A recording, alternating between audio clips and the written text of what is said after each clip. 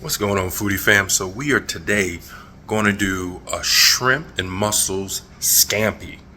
I'm telling you right now, if you've never made this, you've never had it, especially with mussels, oh, you got to try it out. So let's get started.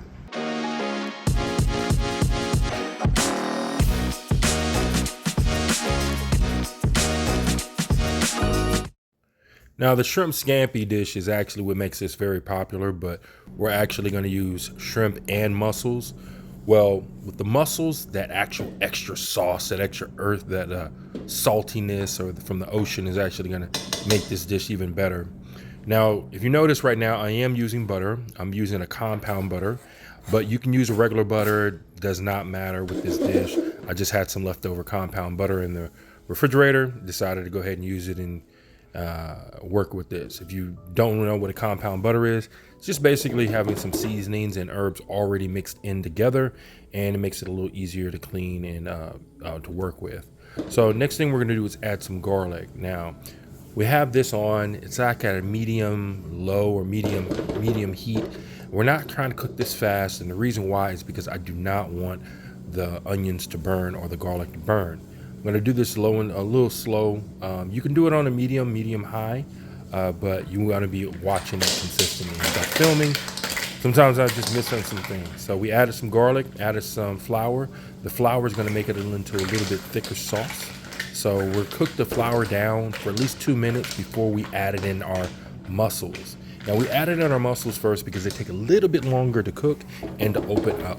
Now, if you don't know how to clean mussels, they're very simple. You're going to actually put them in cold salt water, and then you're going to let them sit for about 20 minutes. By letting them sit for 20 minutes, they'll start pushing out a little of the sand inside of it, and they have this little beard stuff on the side. You want to take a paper towel and swipe it off. But you want to let it sit for 20 minutes, and then you want to pull it out and make sure anything that's dead, the mussels will be dead, or if they're sitting at the top. If you let them like float to the top, those are the ones, just throw them away. And if they're broken in any kind of way, you want to throw those away. So now, by adding in the mussels first, it's not going to completely open. They're open up slightly.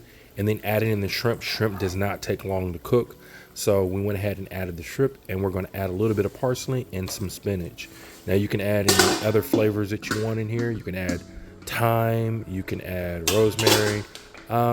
But on this one right here, we're just going to go ahead and just add a little bit of parsley, and we're going to add some spinach. We're going to cook this down a little bit with a little bit of the wine. The wine's going to actually steam up a little bit, and then we're going to put that dome back on it to kind of make sure the mussels come out. We do have some cream, and the cream, you do not need to add the cream if you don't want it, but I like that cream in there. And we're going to add some lemon juice, some fresh squeezed lemon juice. And this is pretty much it. It's a pretty simple dish. It does not take long to make, probably less than 10 minutes to make from start to finish. And we just want to put that little thing. We're going to go ahead and toss this a little bit. And the next thing we want to add is our pasta. Now, you don't have to use pasta. You can actually put this over a bed of rice, or you can eat it as it is and just get some nice sourdough bread or some French bread, toast it up a little bit, and then just have this as like a little snack. So I love adding this in with pasta, letting all the sauce at the bottom actually soak up into the pasta. And what we're going to do is add a little bit of tomatoes, fresh tomatoes, because this is pretty much done. We don't have to do anything else. Pretty much done. Add the tomatoes. You want to add them at the end because you don't want them to break down. You want to keep the tomatoes kind of with that freshness to it. And we added some more of the parsley. And I did taste this to see exactly what it needed. It needed a little bit more pasta water. I do save a little bit of my pasta water always. So we add a little bit of pasta water, just give it a little bit more of a sauce. And that was pretty much it. I tasted it again, noticed it needed a little bit more seasoning. So I got a little bit more of my Cajun seasoning, added into it. Remember, I used the compound butter. So the Cajun seasoning was in the compound butter. And we're just going to add that in top of this and then stir it around.